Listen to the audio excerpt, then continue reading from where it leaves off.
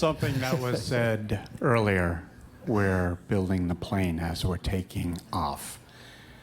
We don't know who's coming in here.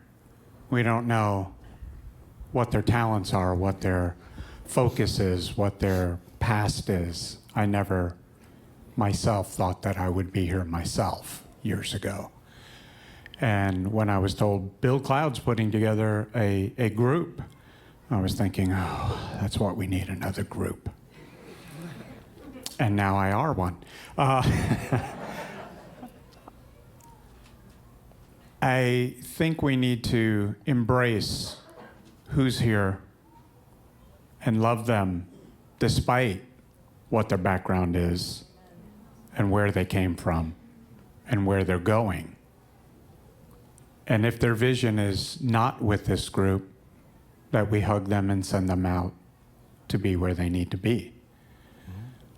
But that point of we're building the plane as we're taking off, I've heard it from the beginning. 2 years ago, a little more than 2 years ago, you guys started saying that. And I never got it until today. I don't know where I fit. I don't know what I'm supposed to do. But here I am. And Jethro, who would have thunk that guy, a Midian priest, would be at the side of Moshe, advising him, giving godly counsel. We don't know what he was involved with. We don't know if he did bow his knee to idols. I would assume so, but we don't know. And why did Yahweh give that man so much vision that he could pass on to Moshe? Don't know.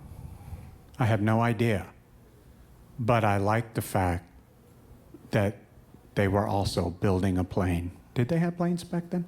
They were building, well, they had a cloud. He bore them on eagle's wings. They had a cloud. They had a tablet. Yeah, they had all kinds of stuff. All right. Anyway, they were building as they were flying, faced up against some obstacles that no man would have seen a way around it. And yet, Yahweh made a way. And I think as you were teaching today, I was thinking there are people out there that don't know where they fit in or if they fit in. And I just want you to know that you are loved and that you are embraced. And Yahweh has a plan.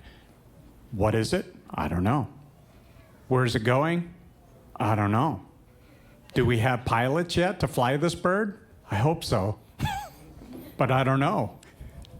And in the meantime, I think we're learning to lean on each other. I've been gone for a little while, and the amount of love I felt when I came back in here is like I never left.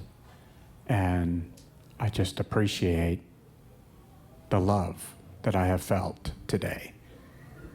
And now those words came to life for me. So thank you so very much. Love you, Nick. Thank you, Nick. To what Nick said about people not knowing where they fit or what they're supposed to be doing, you know, the Lord continuously brings up in me that if you don't know what you're supposed to do or you haven't been called to a specific thing, all he asks of us is to be a willing vessel. Just, Lord, I don't know what you want from me, but I'm willing. You know, so if you're in a grocery store and you see someone struggling and you can help them, that could make a connection in that person's life that changes the trajectory of the direction they're going. And so when we're just a willing vessel, we can be used in ways we don't even think about on a daily basis, in ways that we're not focused on, but in ways that really truly mean things to people that are hurting. And in the vein of the Torah portion, you know, the Lord tells us that we're supposed to be content.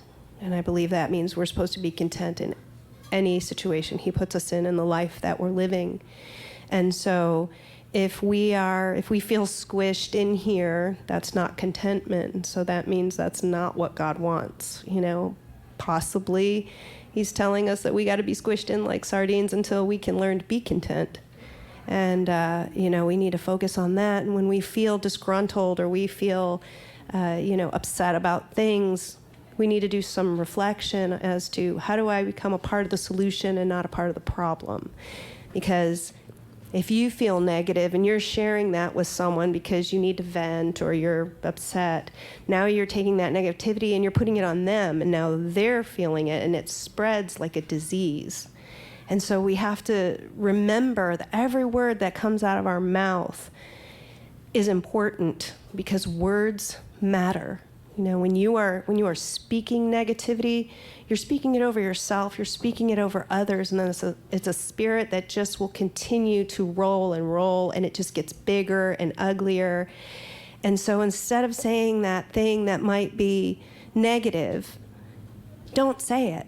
Say something positive. Think of some way to make it positive, not negative, because, joy is also contagious. So if you can spread that joy, you're gonna uplift people, and that's what we're called to do. We're called to encourage and uplift and motivate others, and be like Yeshua. Yeshua wouldn't walk around grumbling about, I got to go to the cross. He was uplifting, and he was willing. And we have to be willing to do that too. If we have to go to the cross, do it with a good heart, because what happens here is just a tiny drop of time in eternity. It's so small. We focus so much on this life and what we're going through or what's happening right now. And what matters is eternity, and how we affect others could affect their eternity. And so we got to stop taking that focus off of ourselves and what makes us uncomfortable or what we don't like, and realize that it's all about the next life, and who we can get to join us in that kingdom. Because if you know the Lord and you're saved, great, you're going. But what about your neighbor? What about your cousin? What about the person that you work with? Where are they going? Let's be concerned about their eternity, and spread that joy, and don't be negative. It's poison, absolute poison. Thank you so much. Her offering is at #Lori on the app. I was going to say, we might have to just cut her loose one of these days. How many of you saw that movie Rudy from a long time ago? Remember that movie? Okay. You remember what team you played for? Notre Dame, all right. Can you tell me the names of any of the other players on that team that year? I don't. So Joe Montana was on that team? Was he? Okay. He was there. He was hurt at that game, so he wasn't playing that game. My point is, if anyone ever had a reason to quit and go home, it was that guy, because he did not fit in, and he was not made to feel like he fits in, but he didn't quit. He just kept in there and kept working, and he made himself available. And it was like the last game and the last few seconds of the game. However, the coach called him. His name got called, and he got in, and he got to play. And I had no idea Joe Montana was on the team, but I know who Rudy is. Why? Because he made himself available. So what she just said, we need to really take to heart. It is. I can't remember if I am commanded to be happy. I don't remember where it's at, and you can correct me if you can find that. But I am instructed to learn how to be content. I am instructed to learn how to be content in whatever the situation and to make myself available. Because if I show myself, you show yourself, we show ourselves to be faithful, make ourselves available, whether or not we get to do what we want to do, when we want to do it, and how we want to do it, if we show ourselves to be faithful, He'll call our name. He'll call our name. Thank you.